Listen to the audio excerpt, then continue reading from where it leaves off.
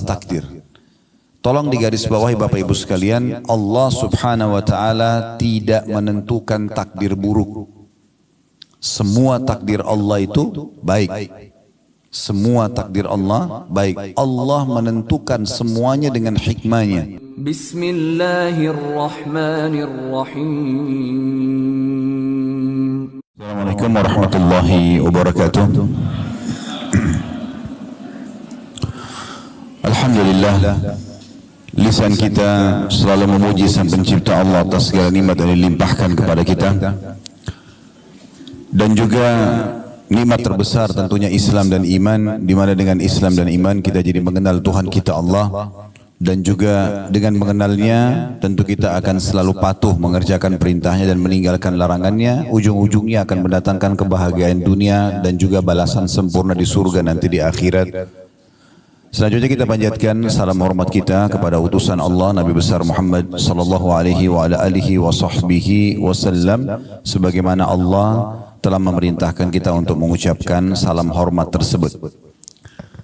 Tentu tanpa mengurangi penghormatan kepada seluruh pengurus Dewan Dakwah mungkin dan mungkin bagian divisi haji, ya, atau siapapun yang menjadi penyebab acara ini. Jazakumullah khairan karena sudah memberikan kesempatan kami untuk hadir di sini.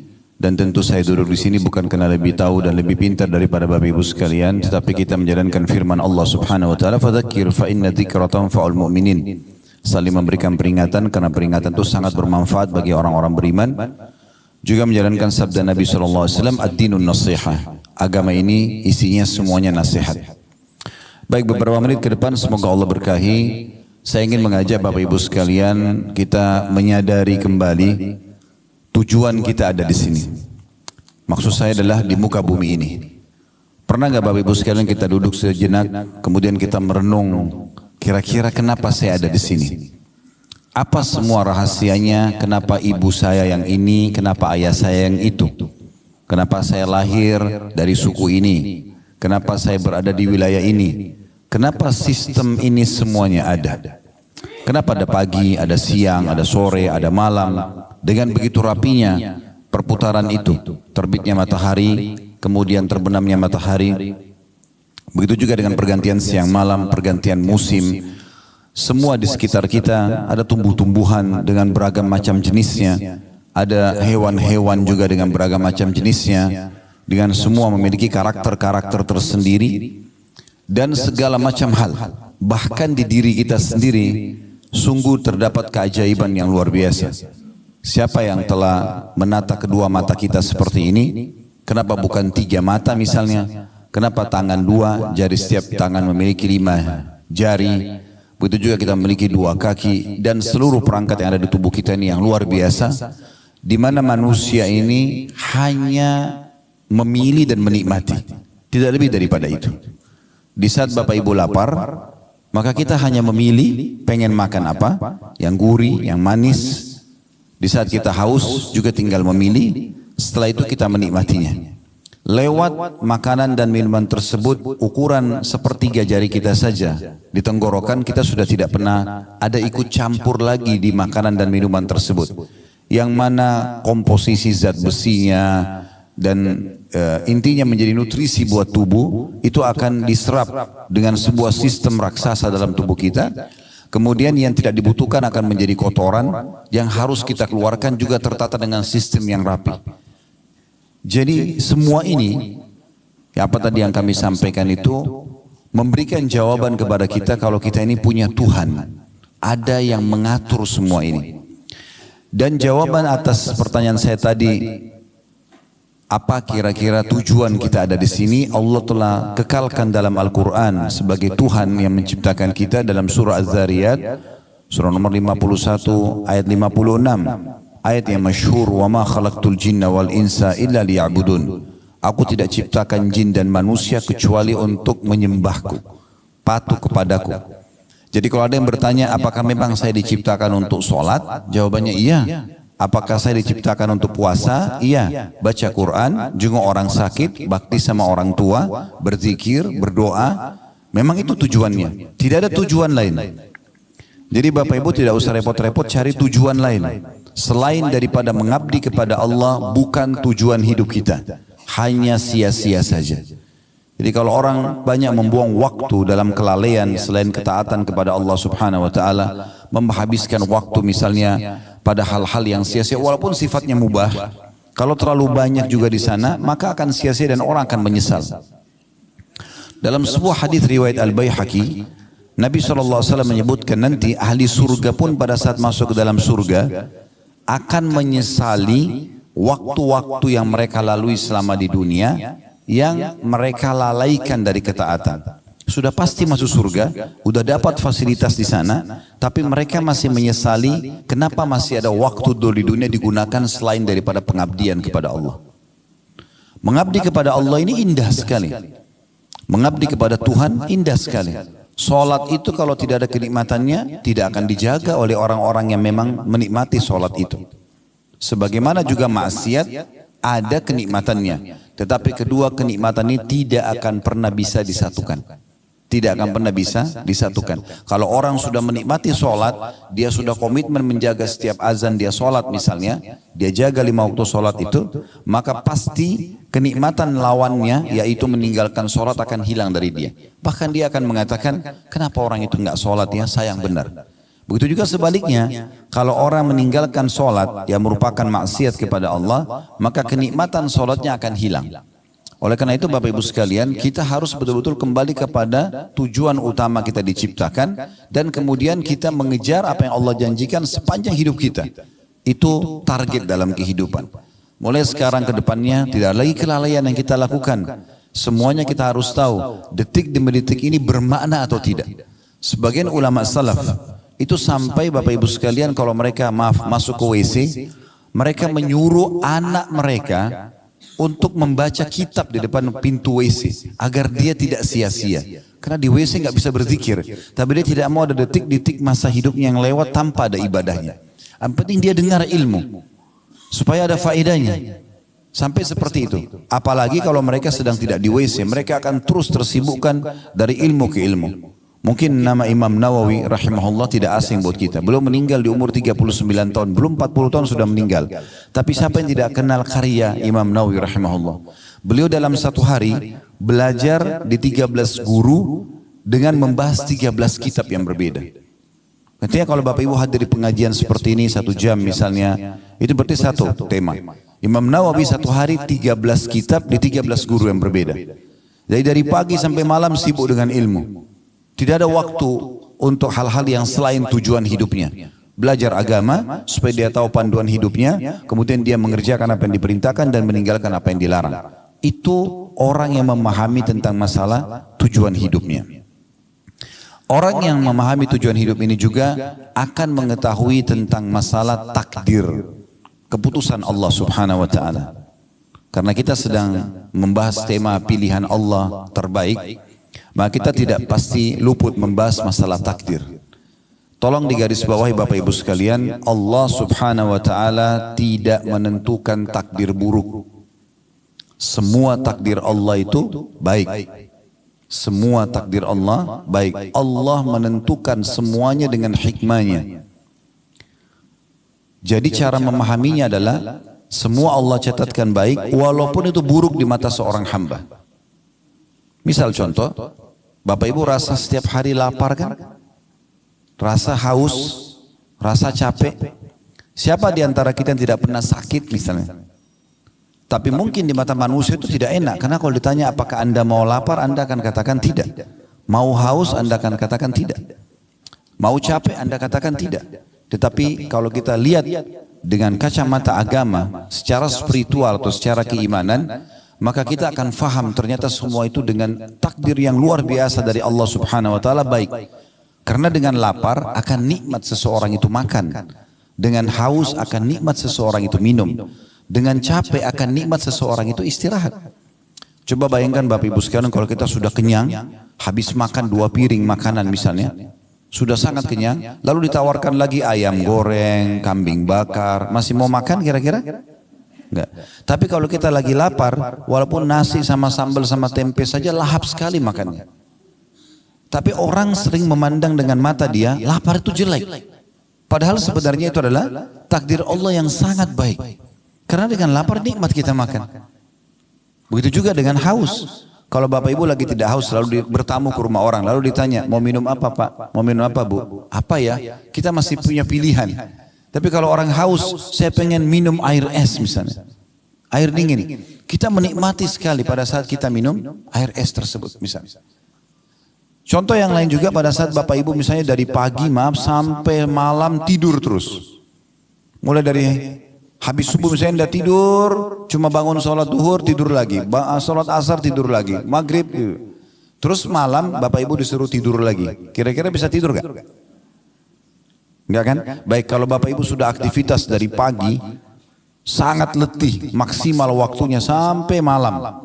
Begitu malam kita ngantuk, tidur, walaupun cuma sejam, 2 jam nikmatnya luar biasa. Berarti capek itu perangkat untuk menikmati tidur itu. Karena orang kalau tidak capek, nggak lelap tidurnya. Banyak orang menganggap capek itu tidak baik. Sakit misalnya. Siapa di antara kita yang tidak pernah flu, demam, keselio, semua orang merasakan. Kalau bapak ibu sendirian yang rasakan, mungkin anda bisa anggap itu sebuah azab. Tapi kan semua orang rasakan. Ada di sini jemaah sekalian yang belum pernah flu. Saya mau kasih mikrofon untuk sampaikan pengalamannya kalau selama hidup nggak pernah flu, nggak pernah demam. Baik, mungkin itu sudah umum. Ada nggak di sini yang belum pernah digibah oleh orang? Selama hidup nggak pernah digosipin, nggak pernah difitnah. Ada? Kalau ada, tolong naik ke sini sampaikan pengalamannya. Artinya itu standar kan? Semua orang merasakan. Lalu apa hikmahnya? Kenapa harus ada ujian ini? Supaya kita tahu nikmatnya lawannya. Misalnya kalau sakit kita tahu nikmatnya sehat.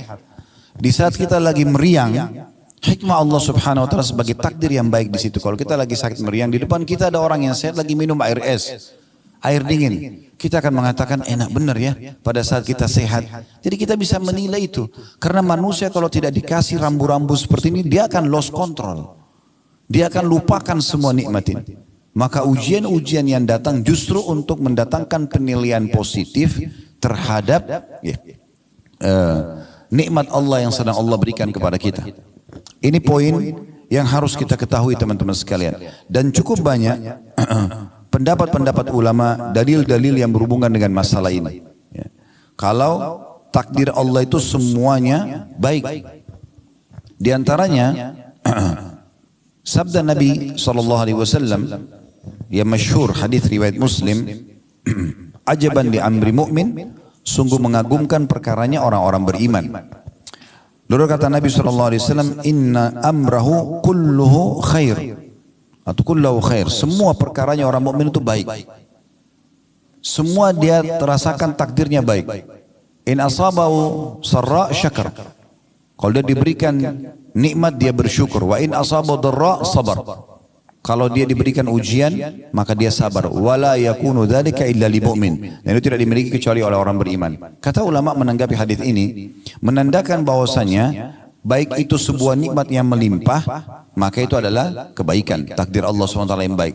Baik itu sebuah ujian, juga itu adalah takdir yang baik Allah Subhanahu wa taala. Tapi orang beriman yang bisa menilai ini.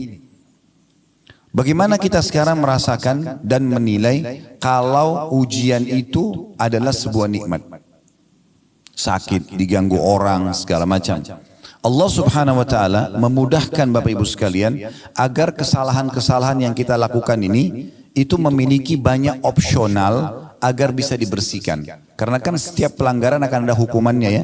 Misal Bapak Ibu kerja di satu perusahaan, maka kalau orang melanggar peraturan perusahaan akan ada hukuman. Kalau mungkin biasa di perusahaan itu SP, surat peringatan 1, SP1, SP2 dan seterusnya.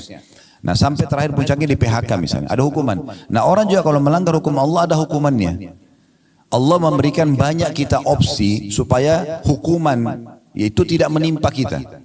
Seperti misalnya taubat. Selain taubat datangnya ujian-ujian. Sakit, gangguan orang. Ternyata itu menyelamatkan kita dari siksaan nanti di akhirat karena perbuatan kita.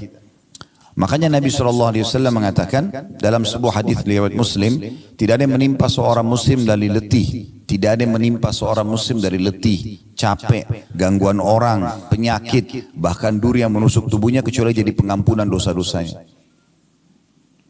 Kalau ada sesuatu yang Bapak Ibu tidak suka terjadi dalam hidup, perhatikan baik-baik. Kalau itu memang menimpa Anda dan tidak umum menimpa orang, biasanya memang disebabkan karena kesalahan kita sendiri. Ada orang sengaja balap-balap, ugal-ugalan jatuh, patah, tabrakan, lumpuh karena perbuatan dia. Nah, orang banyak menilai juga ini sebagai takdir buruk, sebenarnya tidak. Bukan seperti itu. Bahkan kemahamurahan Sang Pencipta Allah ini luar biasa Bapak Ibu sekalian. Sampai-sampai Allah memberikan kita kebebasan sepenuhnya untuk memilih. Bapak Ibu pada saat mau hadir di sini tadi, kan tidak ada dalam syariat Islam harus pakai baju warna ini.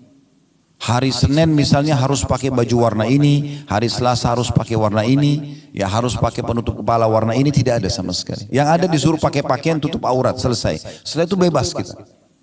Kan begitu.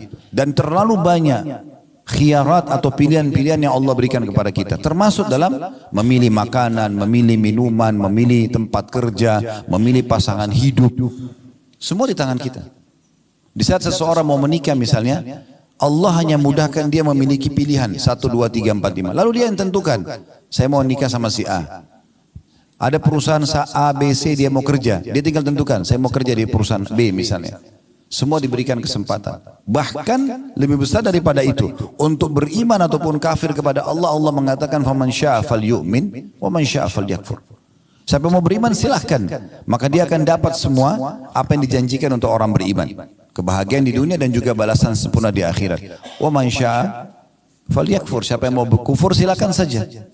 Nanti teman-teman sekalian, orang-orang kafir yang masuk ke dalam neraka itu masuk ke dalam neraka dalam kondisi meyakini keadilan Allah Subhanahu wa taala. Karena yang membuat mereka masuk pilihan mereka sendiri. Begitu luar biasanya Allah berikan kebebasan kita untuk memilih. Tinggal bagaimana kita menentukan jalan kita masing-masing. Banyak pendapat ulama tentang masalah ini, diantaranya adalah pendapat Syekh Utsaimin rahimahullah, salah satu ulama di Saudi yang sudah meninggal. Beliau mengatakan kurang lebih terjemahnya, takdir itu tidak ada yang buruk. Takdir tidak ada yang buruk. Yang buruk hanyalah yang ditakdirkan atau al-makdur. Artinya makhluk yang merasakannya jelek. Tapi Allah tidak menentukan yang jelek itu. Takdir jika dilihat dari perbuatan Allah, semua takdir itu adalah baik. Sebagaimana disebutkan dalam sebuah hadis, kejelekan tidak disandarkan kepadamu ya Allah. Jadi ada potongan doa teman-teman sekalian, itu disebutkan dalam riwayat Muslim, ya, bahwasanya wasyarru laisa ilaik. Keburukan tidak akan pernah disandarkan kepadamu ya Allah. Itu Nabi SAW sering baca dalam sholat beliau. Ya. Maka kata Syekh Utsaimin rahimahullah, sebagaimana dalam potongan hadis, kejelekan tidak disandarkan kepadamu. Jadi takdir Allah itu selamanya tidak ada yang jelek. Karena ketetapan takdir itu ada karena rahmat dan hikmah Allah. Kejelekan murni hanya muncul dari pelaku kejelekan itu sendiri. Karena Allah sudah tentukan ya, misalnya ada pelanggaran akan kena hukuman ini. Nah karena dia melanggar, dia kenalah hukuman tersebut. Nah biasanya orang anggap itu adalah takdir buruk. Padahal sebenarnya bukan takdir buruk. Itu takdir baik. Bahkan seringkali Bapak Ibu sekalian, ada hal-hal yang kita anggap buruk, ya, padahal sebenarnya itu bentuk kasih sayang Allah kepada seorang hamba. Nanti akan saya berikan contoh dalam masalah itu. Saya selesaikan dulu apa yang dikatakan oleh Syekh Utsaimin rahimahullah. Kata beliau, jadi kejelekan itu murni hanya muncul dari pelaku kejelekan. Sedangkan Allah itu hanya berbuat baik selama-lamanya. Ini beliau jelaskan dalam syarah hadis Arba'in Nawawi beliau di halaman 88. Yang saya katakan tadi contohnya Bapak Ibu sekalian adalah pelaku kriminal. Semua hamba Allah subhanahu wa ta'ala kalau ingin melakukan satu perbuatan kriminal. Kriminal ini berarti pelanggaran. Bahasa agamanya maksiat. Ya. Yang Allah sudah tentukan sebagai pelanggaran. Berzina, mencuri, membunuh, apa saja. Pasti Allah subhanahu wa ta'ala akan berikan kepada dia sinyal rasa khawatir dan takut. Di saat dia mau masuk hotel berzina misalnya, pasti ada rasa takutnya, rasa khawatir. Dia mau mencuri begitu, dia mau membunuh begitu, supaya dia tidak melakukannya. Dan Allah maha tahu, kalau dibiarkan dia melakukan, maka ada konsekuensi hukuman. Allah akan datangkan hukuman karena pelanggarannya itu, maka Allah berhentikan dia dengan rasa takut itu. Tapi kalau tetap saja dia lakukan, maaf, tetap dia masuk ke dalam kamar hotel, tetap saja dia masuk ke kamar hotel, tetap dia berzina misalnya, maka Allah datangkan peringatan yang lainnya. Peringatan yang lain itu adalah seperti misalnya ada orang yang melihat dia, supaya dia merasa malu. Kalau dia tidak mau juga tahu itu, tetap diulangi terus perbuatannya, peringatan lebih besar datang. Sampai pada tingkat ada orang yang terjadi gempa, rubuh hotel tersebut, ditemukan jenazahnya lagi dalam kondisi tidak berpakaian. Allah permalukan. Itu pun semuanya dengan hikmah Allah subhanahu wa ta'ala. Karena kalau dibiarkan akan lebih berat hukumannya nanti di akhirat. Seorang pencuri misalnya, sebelum dia mencuri punya rasa takut. Allah datangkan, kalau dia berhenti maka dia akan aman. Tapi ternyata tetap aja dia mencuri. Allah datangkan sinyal yang kedua. Dilihat oleh orang lain tapi mungkin belum kepergok, belum ketangkap. Tapi sudah mulai orang tahu, oh si fulan itu pernah mencuri misalnya. Supaya dia kembali. Tetap dia mencuri, maka Allah buat dia kepergok. Puncaknya adalah ditangkap oleh massa, mulai digebukin. Pada saat digebukin pun seorang maling itu sebenarnya, itu bentuk kasih sayang Allah. Karena kalau tidak digebukin, dia tidak mau berhenti orang ini. Maka Allah punya cara memberhentikan dia, supaya dia tidak mengulanginya. Berapa banyak orang yang diuji dengan penyakit kronis, diuji dengan segala macam hal, ternyata itu ada hikmah yang sangat besar. Ada seorang anak muda di rumah sakit di Riyadh, kejadian nyata Bapak Ibu sekalian. Dia naik mobil, bawa mobil terus tabrakan, kakinya patah. Subhanallah, sudah 3 tahun di rumah sakit. Satu waktu ada seorang syekh datang. Syekh ini selalu setiap hari bolak-balik ke rumah sakit, pindah dari rumah sakit ke rumah sakit, hanya untuk pamit kepada pemimpin kepala rumah sakit untuk diizinkan keliling kamar-kamar pasien. Dia hanya minta satu kamar pasien setengah menit, 1 menit. Hanya menyabarkan mereka, mendoakan mereka, lalu dia pergi untuk mendapatkan pahala menjenguk orang sakit itu. Subhanallah, dia masuk kamar anak muda ini, kakinya masih digip, ya, pakai semen dan digantung. Sudah 3 tahun. Maka Syekh ini pun mengatakan, sabarlah, semoga jadi pembersihan dosamu, dinasehatin. Tapi dari semua pasien, anak muda ini beda sendiri. Dia mengatakan begini, Syekh, jazakallah khair, semoga Allah balas anda dengan kebaikan atas jenguk ini, kejenguk ini, yang mendatangi menjenguk saya, dan juga doa-doa anda. Tapi perlu anda tahu, saya malah bersyukur sama Allah dengan musibah ini. Kata Syekh, kok bisa? Kamu kan tabrakan, kakimu patah, sudah 3 tahun di rumah sakit. Dia bilang, Syekh, saya dulu ini termasuk anak muda yang lalai, malas sekali ibadah. Gak pernah sholat, ugal-ugalan. Itu sampai saya kejadian tabrakan itu, karena ugal-ugalan. Selalu jauh dari agama Allah. Waktu awal saya tabrakan dan kaki saya patah dimasukkan ke rumah sakit ini, saya marah sekali. Tidak bisa menerima keputusan Allah. Saya terus saja berkeluh kesah. Tapi karena memang dasarnya kaki saya patah, saya gak bisa buat apa-apa.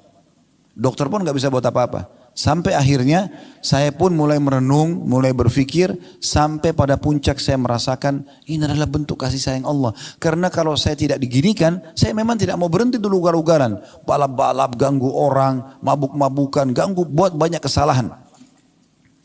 Maka dia pun, ya mungkin Bapak Ibu maaf kalau mengatakan bagaimana bisa di Saudi ada orang mabuk. Itu mungkin ada juga orang jual beli transaksi narkotika, ada orang ditangkap lalu dihukum oleh pemerintah, ada terjadi itu di sana. Yang jelas dia bilang, dan sekarang setelah saya bisa menerima takdir Allah itu, karena saya punya banyak waktu di kamar rumah sakit ini, maka saya pun bisa leluasa ibadah. Sekarang saya beritakan berita gembira Syekh, saya enggak pernah tinggalkan sholat 5 waktu, on time. Yang kedua, saya sekarang hafal 30 juz Al-Quran. Di atas ranjang ini saya hafal 30 juz Al-Quran. Karena saya banyak waktu, hanya saya mulai baca Quran, saya mulai hafal, dan sekarang saya hafal Quran. Dan saya bersyukur dengan Allah atas ujian ini. Subhanallah, semua penuh dengan hikmah.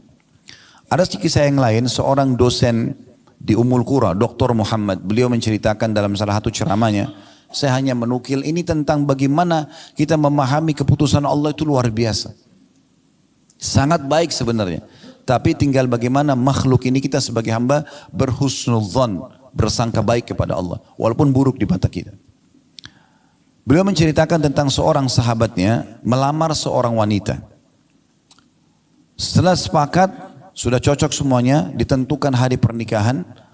Subhanallah, 2 minggu sebelum acara pernikahan, tiba-tiba saja tanpa sebab apa-apa, pihak perempuan, si anak perempuannya membatalkan pernikahan. Dan dia mohon-mohon sama orang tuanya, tolong batalkan pernikahannya. Saya tidak mau nikah sama laki-laki ini. Maka si laki-laki ini bingung. Apa sebabnya? Dia coba konfirmasi. Karena ini sudah deal, sudah oke, tanggal sekian akan menikah. 2 minggu lagi akan ada acara, undangan sudah disebarluaskan. Ini gimana memahaminya? Bagaimana cara menanggapi masalah ini? Maka dia tanya ke orang tua perempuan itu, mereka bilang kami tidak bisa buat apa-apa. Kami sudah coba ngerayu anak ini, kami sudah jelaskan tentang menjaga nama baik, kami sudah jelaskan pernikahan itu baik dalam agama, tapi tetap aja dia tidak mau. Pokoknya dia minta dibatalin. Kata Dr. Muhammad, beliau mengatakan akhirnya dibatalkan pernikahan tersebut. Dari semenjak pembatalan pernikahan dia bilang, teman saya ini terus berdoa sama Allah. Sekarang satu masjid sholatnya, antara azan iqamah, saya duduk di sebelahnya, yang saya dengar, ya Allah kembalikan wanita ini kepada saya menyukainya, mudahkan pernikahan kami, minta semua kebaikan. Dia bilang saking seringnya berdoa ini, antara azan dan iqamah, kalau lagi ketemu misalnya sholat malam sama-sama, dia berdoa lagi sama, kalau apa saja kesempatan ibadah dia selalu berdoa, minta khusus untuk kembali wanita itu suka sama dia dan mau menikah. Kata Dr. Muhammad, saking saya prihatinnya sama dia sampai saya mengatakan, saya pun angkat tangan ke langit mengatakan, ya Allah mudahkan buat teman saya. Tapi subhanallah, berjalan sampai 2 pekan berturut-turut, lewatlah hari H kesepakatan pernikahan, perempuan ini dilamar oleh laki-laki lain, menikah dia. Perempuan itu menikah sama laki-laki lain. Coba bayangkan kalau kita di posisi orang ini berat sekali gitu. Karena dia sudah oke, dia sudah suka, perempuan itu suka, tiba-tiba batal tanpa sebab. Ditanya kenapa, pokoknya sudah tidak mau aja. Dan akhirnya menikah sama orang lain. Kata Dr. Muhammad, setelah menikah tentu laki-laki ini sudah batalin doanya ya. Karena kita tidak boleh minta orang cerai sama suaminya. Gitu kan. Tidak boleh juga tidak ada juga poliandri dalam Islam. Nggak boleh perempuan punya 2 suami gitu. Dia berhentikan doa. Lalu dia bilang, Dr. Muhammad yang cerita, saya baru melihat hikmah Allah subhanahu wa ta'ala, bagaimana sayangnya Allah sama teman saya ini, justru setelah wanita itu nikah sama laki-laki yang jadi suaminya sekarang. Sebulan setelah pernikahan, payudara perempuan ini, itu sebelah kanan kena kanker ganas dan harus dipotong. Ini bulan pertama pernikahan. Ya kalau kita bilang Indonesia masih bulan madu. Bulan kedua, kanker itu tumpahnya menyebar ke payudara sebelah kiri dan juga harus dipotong. Ini kisah nyata. Dan bulan ketiga, urat saraf otak bagian belakang wanita ini itu ada bermasalah sampai membuat kedua matanya buta. Dan di bulan keempat wanita itu meninggal dunia.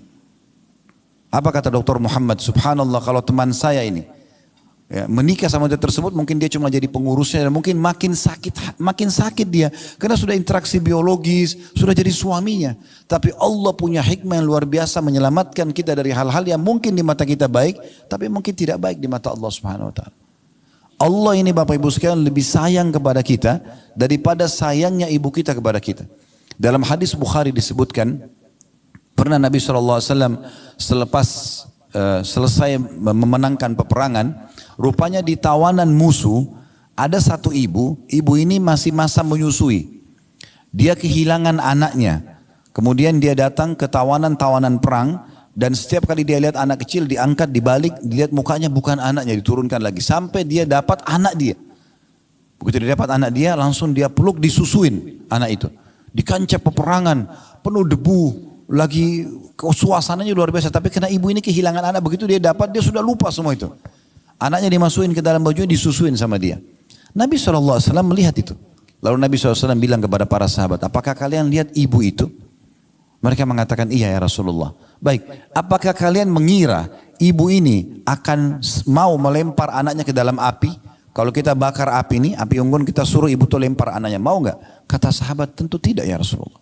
Tidak mungkin. Dia pasti akan terus mempertahankan anaknya selama dia mampu. Kata Nabi SAW, demi zat yang jiwaku dalam genggaman yang maksud demi Allah, sesungguhnya Tuhan kalian Allah lebih sayang kepada kalian daripada ibu itu kepada anaknya. Allah tidak ingin kita celaka. Allah tidak ingin kita masuk ke dalam neraka. Allah nggak ingin kita lapar, nggak ingin kita haus, nggak ingin kita merasa penderitaan, gitu kan? Tetapi sering kali terjadi ujian-ujian itu karena perilaku hamba itu sendiri. Dia penyebabnya. Dia melakukan pelanggaran agama yang akhirnya memang Allah sudah tentukan sebagai takdir, keputusannya akan kena hukuman ini misalnya. Seperti itu. Jadi kita tinggal berhusnudzon dengan Allah Subhanahu wa taala. Kapan kita sudah berbuat baik, kita pertahankan. Kapan kita berbuat yang salah, kita segera bertaubat. orang yang segera kembali ke Allah Subhanahu wa taala, maka secara otomatis ya dia akan mendapatkan yang terbaik dari Allah Subhanahu wa taala. Ada juga satu kisah yang lain. Ini kebetulan kisah nyata. Seorang wanita pernah berteman sama istri saya. Berjalan rumah tangga si teman istri saya ini, kalau tidak salah 15 tahun. Mereka nggak punya anak. Entah kenapa, subhanallah, si laki-laki si suaminya ini orang baik, suka bekerja, dia bekerja di tempat yang benar, juga dia sebagai suami yang ideal. Tapi tiba-tiba istrinya ini berkenalan sama laki-laki lain, ya. Kemudian dia, bahasa sekarang orang pacaran, selingkuh. Setelah itu dia paksa suaminya untuk menceraikan dia.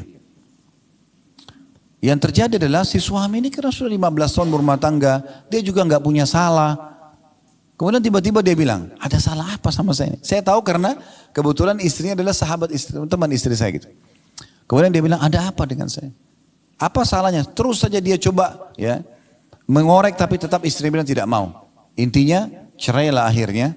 Ya, dan itu sangat menyakitkan bagi si laki-laki ini. Kemudian perempuan itu nikah sama selingkuhannya. Kisah nyata ini. Ini kebetulan kami tahu betul kisahnya. Dan alhamdulillah ini bukan ghibah karena kita tidak menyebutkan nama. Ya.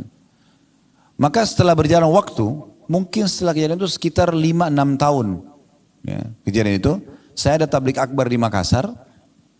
Setelah selesai tablik akbar bubar, ada orang dari jauh salam sama saya. Assalamualaikum.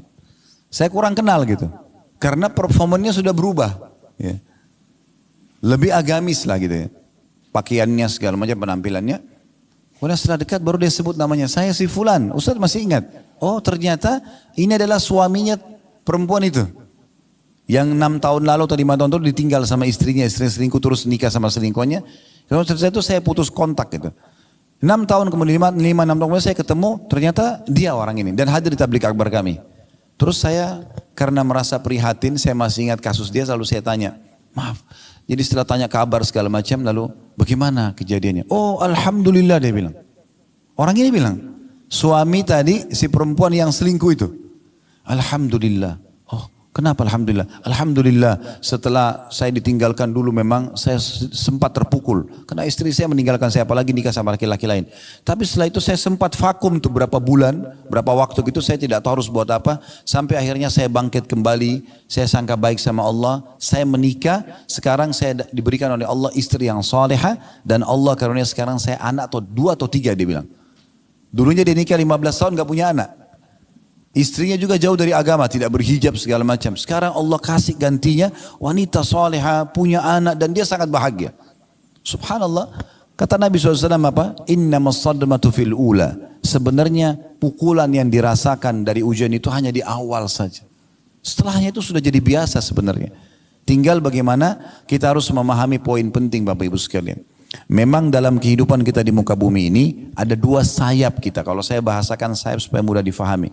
Sayap yang pertama supaya berimbang. Tapi ini dua-duanya harus berimbang kiri kanan ya. Itu adalah syukur di saat nikmat ada. Sayap kedua sabar di saat ujian ada. Ini 2 sayap tidak boleh berpisah. Dan dua-duanya ini dengan hikmah Allah SWT. Semua takdirnya Allah baik di situ. Kalau nikmat sedang melimpah, supaya nikmat itu terus bertahan, makan, minum, apa saja kesehatan, keturunan, alhamdulillah kita syukuri. Nah kalau ujian datang, kita sabari. Sabar apa maksudnya? Bukan duduk manis elus dada, tidak. Sabar dalam Islam adalah menerima takdir Allah, kemudian ikhtiar mencari jalan keluar. Contohnya supaya mudah difahami. Kalau Bapak Ibu bangun tidur pagi hari flu, tadi malam tidur nggak sakit nggak apa. Tapi tiba-tiba kita bangun meriang, flu, batuk, tanpa sebab. Di sini perangkatnya adalah sabar. Apa itu sabar? Oh, Allah sedang menguji saya. Terima dulu itu. Ujian diterima dulu. Kemudian ikhtiar, minum obat, ke dokter, minum minuman hangat. Karena ini pasti akan datang dalam ujian kehidupan kita nih. Kenapa tadi saya sudah sebutkan hikmahnya? Di antara hikmah ujian adalah supaya kita bisa menilai besarnya nikmat, kenikmatan gitu. Dan juga supaya kita tahu kita punya Tuhan Allah Subhanahu wa taala yang di saat nikmat melimpah kita syukur, di saat kita sedang ada musibah atau cobaan kita sedang bergantung dan lebih dekat kepadanya. Kadang-kadang teman-teman sekalian mungkin pernah alami dalam kehidupan kita, pasti semua kita pernah alami, di saat ujian sedang datang, kita bisa meneteskan air mata kepada Allah. Sujud, menangis, ya Allah berikan jalan keluar, ya Allah begini dan begitu. Mungkin di saat sedang musibah itu sudah diangkat oleh Allah, sudah enggak lagi kita mau nangis susah. Itu mahal sekali itu.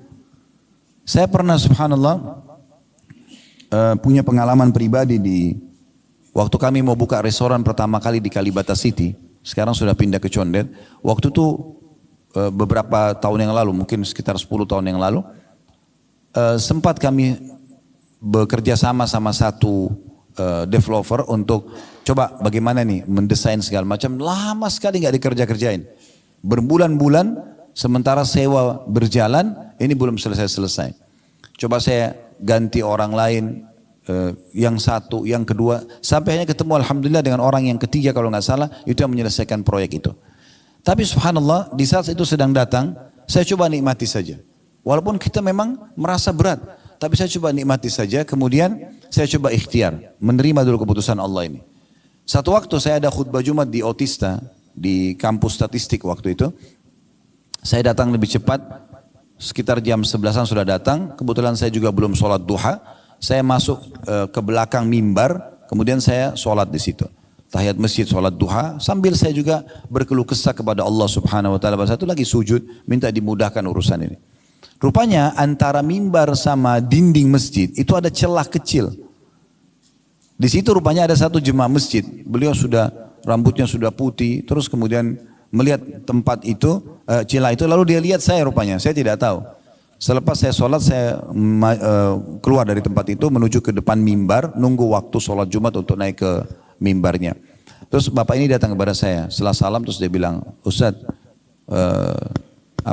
Ustadz sudah pernah susun belum doa-doa? Karena saya kalau biasa khutbah Jumat, kalau di khutbah kedua, waktu itu saya sering baca semua doa yang dimulai dengan Rabbana, Rabbana. Dan diambil dari ayat Al-Quran. Ini pernah nggak Ustadz susun? Saya bilang, saya belum susun. Insya Allah satu waktu nanti Pak. Gitu. Terus dia tanya sama saya gitu, tiba-tiba dia bilang, Ustadz, tadi saya lihat dari celah antara mimbar sama tiang ini, Ustadz tadi sujud lama benar. Berdoa apa Ustadz? Saya bilang, saya lagi berkeluh kesah sama Allah Pak. Jadi ada satu pekerjaan yang belum selesai, bagi saya minta pertolongan sama Allah. Dia bilang, terus dia bahasan sama saya, dia ambil pegang rambutnya. Dia bilang, Ustadz, saya sampai rambut saya memutih seperti ini, karena seluruh kepalanya putih bapak itu, subhanallah sudah berumur. Dia bilang, saya sampai rambut saya putih seperti ini belum pernah saya rasakan nikmatnya sujud seperti itu. Saya berharap saya bisa sujud seperti itu.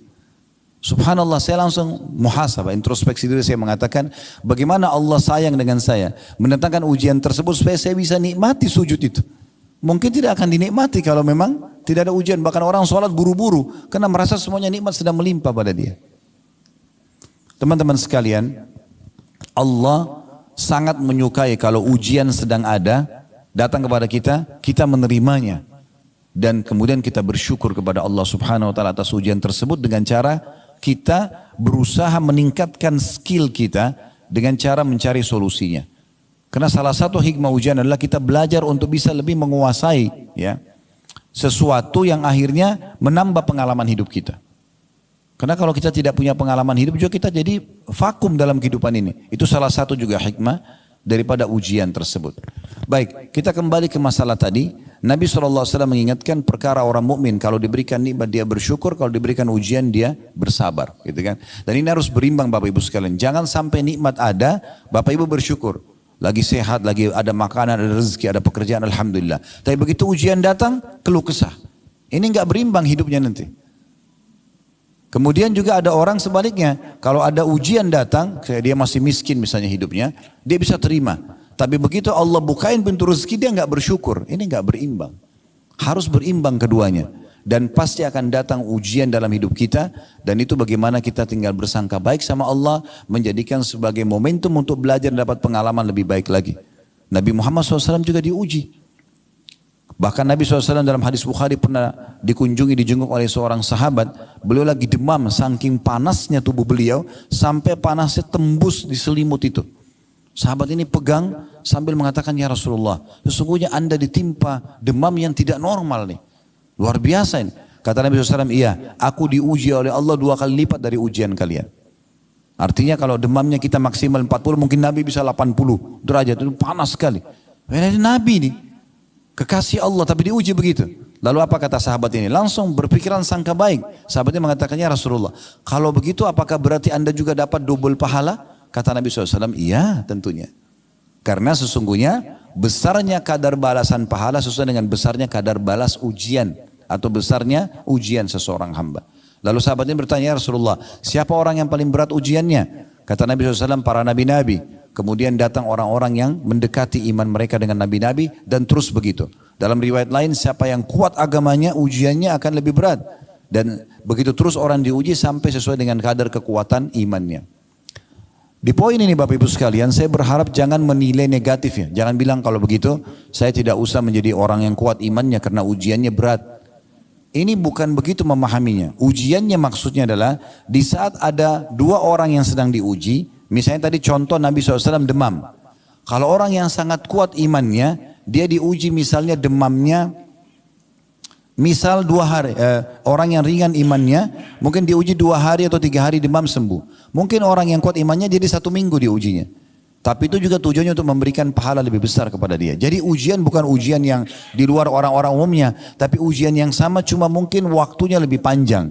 Karena hadis ini seperti itu menyebutkan Nabi SAW demam, tapi lebih demam daripada orang-orang sebelumnya. Ada derajat-derajat di surga Bapak Ibu sekalian tidak bisa didapatkan kecuali dengan ujian.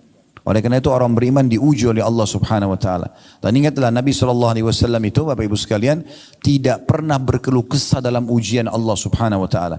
Meninggal istri beliau Khadijah di masa-masa dakwah lagi membutuhkan Khadijah di saat itu di Mekah. Ya, meninggal dari 7 orang anak Nabi SAW, 6 orang meninggal di masa hidup beliau. Bayangkan kita punya 7 anak, 6-nya meninggal di masa hidup beliau. 3 anak laki-laki semua meninggal masih bayi. Qasim, Abdullah dan Ibrahim. Qasim dan Abdullah dari Khadijah, Ibrahim dari Maria. Kemudian 4 anak perempuan beliau, 3 meninggal di masa hidupnya. Ya, Ruqayyah, Ummu Karthum dan Zainab meninggal di masa hidup Nabi SAW. Nanti Fatimah saja satu-satunya anak beliau yang meninggal 1 tahun setelah meninggalnya Nabi SAW. Tapi meninggal 7 anaknya di masa hidup beliau. Bagaimana pamannya sendiri Abu Lahab sekaligus besannya menyuruh menceraikan anak Nabi SAW yang kemudian juga dia menjadi musuh utama, paman kandungnya, ya, dan seterusnya. Paman yang dicintai Abu Talib menolong dakwah tapi setelah hidupnya tidak mau mengucapkan syahadat sampai Nabi SAW sedih. Dan sekian banyak ujian semasa hidup, lagi sujud di depan Ka'bah dilemparin kotoran, ya beliau sabar, diganggu dikatakan penyihir, dukun, penyamun, pendusta, beliau biasa saja. Begitu juga di Madinah, ujian-ujian dari orang munafik. Setiap kali Nabi SAW sampaikan sebuah peraturan agama, orang munafik mengatakan Muhammad ini ngawur, Muhammad ini gini dan seterusnya. Jadi banyak sekali ujian dalam hidup Nabi SAW. Dia diuji oleh Allah SWT. Tapi tujuannya untuk memberikan derajat yang tinggi nanti di surga. Ya. Kadang-kadang juga Allah Subhanahu Wa Taala memberikan ujian Bapak Ibu sekalian itu untuk memberikan yang terbaik buat kita. Seperti contohnya. Ada sebuah hadis, ya, kata Nabi SAW, Allah berfirman kepada para malaikatnya, mengatakan, luaskanlah, lapangkanlah rezeki hambaku si fulan, karena dia kalau diluaskan dia bersyukur. Tahanlah, ya, batasilah rezeki hambaku si fulan, yang lain lagi, karena kalau kau bukakan rezekinya maka dia akan kufur. Saya tutup dengan sebuah kisah. Seorang teman saya, sahabat dekat saya dulu, sudah meninggal rahimahullah. Beliau tinggal di salah satu kota di Indonesia ini. Subhanallah, kami berteman dari masih bujang dulu sampai setelah berumah tangga, semua sudah punya anak, semua punya pekerjaan. Tapi rata-rata teman-teman yang saya kenal, semua sudah Allah bukakan pintu rezeki. Tapi satu teman saya ini tetap dalam kondisi yang sama. Kondisi yang sama, sampai hidupnya kalau setiap hari pun mau makan itu harus mencari, kadang-kadang dibantu oleh orang, jadi agak susah gitu. Satu waktu saya pernah tablik akbar di kota beliau, kemudian kami sama-sama setelah tablik akbar mau ke kota yang lainnya, tapi lewat darat, sekitar 1,5 jam, 1 jam naik mobil. Di tengah jalan sambil ngobrol, dia bilang sama saya mau ikut ke sana. Oke, silahkan. Di tengah jalan kami sambil ngobrol, bernostalgia dulu pada saat masih bujang, kami sama-sama di Madinah dulu, beliau kerja, saya kuliah. Kemudian setelah itu, sampai satu waktu lagi jalan, ada satu mobil ugal-ugalan. balap-balap gitu dan melewati mobil kami, dan saking kencangnya mobil itu sampai membuat mobil kami goyang gitu. Pada saat itu subhanallah, saya pertama kali selama saya berteman sama teman saya ini mendengar ucapan itu. Dia tiba-tiba mencaci maki mobil itu, mencaci maki pemilik mobil itu dan seterusnya, dan dia marah-marah gitu. Minta supaya mobil itu dikejar lah. Terus saya lihat, saya balik ke belakang, kebetulan saya duduk sama supir di depan, dia di belakang, lalu saya mengatakan, "Akhi, sebentar, tenangkan diri antum. Orang ini sedang berbuat sesuatu yang jahil. Tidak usah kita ikut-ikutan marah, tidak perlu. Itu urusan dia melakukan pelanggaran. Jangan kita balas keburukan dengan keburukan." Tapi subhanallah, saya tiba-tiba berpikir, pada saat itu kami cuma naik mobil sewa. Bukan mobil pribadi. Saya berpikir subhanallah, orang ini masih baru naik mobil sewa, sudah bisa caci maki orang lain. Bagaimana kalau dia pakai mobil pribadi gitu? Maka Allah biarkan dalam kondisinya supaya dia tetap dalam ketakwaannya. Itu demi kebaikannya. Allahu a'lam. Jadi Bapak Ibu sekalian, kesimpulannya adalah bagaimana kita selalu bersangka baik kepada Allah subhanahu wa ta'ala. Allah tidak menentukan takdir kecuali kebaikan, tinggal bagaimana kita mengambil hikmahnya. Kalau kita sedang diberikan nikmat, bersyukur, diberikan ujian, kita bersabar, tetap dengan sangka baik. Sebagai penutup, hadis Nabi SAW atau riwayat dari Nabi SAW, beliau kalau sedang melimpah nikmat, beliau mengucapkan alhamdulillahilladzi bi ni'matihi tatimmus shalihat. Segala puji bagi Allah yang dengan izinnya semua kebaikan tersempurnakan. Itu kalau ada nikmat. Kalau sedang ada ujian, Nabi SAW mengatakan alhamdulillahi ala kulli hal. Segala puji bagi Allah dalam setiap keadaan. Musibah sedang datang, Nabi mengatakan alhamdulillah ala kulli hal. Semua dengan bersangka baik kepada Allah subhanahu wa ta'ala. Jadikan momentum justru kalau kita diuji oleh Allah subhanahu wa ta'ala untuk lebih dekat kepadanya. Allahu a'lam. Kita berharap Allah subhanahu wa ta'ala memberkahi majlis kita ini. Allah jadikan sebagai tambahan ilmu yang bermanfaat dan juga dijadikan sebagai tambahan amal kita pada hari kiamat. Semoga semua yang hadir dalam acara offline ini ataupun juga online dipenuhi semua hajat-hajatnya, dimaafkan kesalahannya, disembuhkan penyakitnya, diluaskan rezekinya, diberkahi sisa umurnya semua di atas ketaatan, serta dimaafkan seluruh kesalahan masa lalu dan ditutupi semua aib-aibnya, serta semoga Allah subhanahu wa ta'ala menyatukan kita semua di surga firdausnya tanpa hisab. Semoga disatukan dalam majlis ilmu yang mulia ini. Baik, kalau ada benar pasti dari Allah, kalau ada salah dari saya mohon dimaafkan. Subhanakallahumma bihamdika asyhadu an la ilaha illa anta astaghfiruka wa atubu ilaik. Wassalamualaikum warahmatullahi wabarakatuh.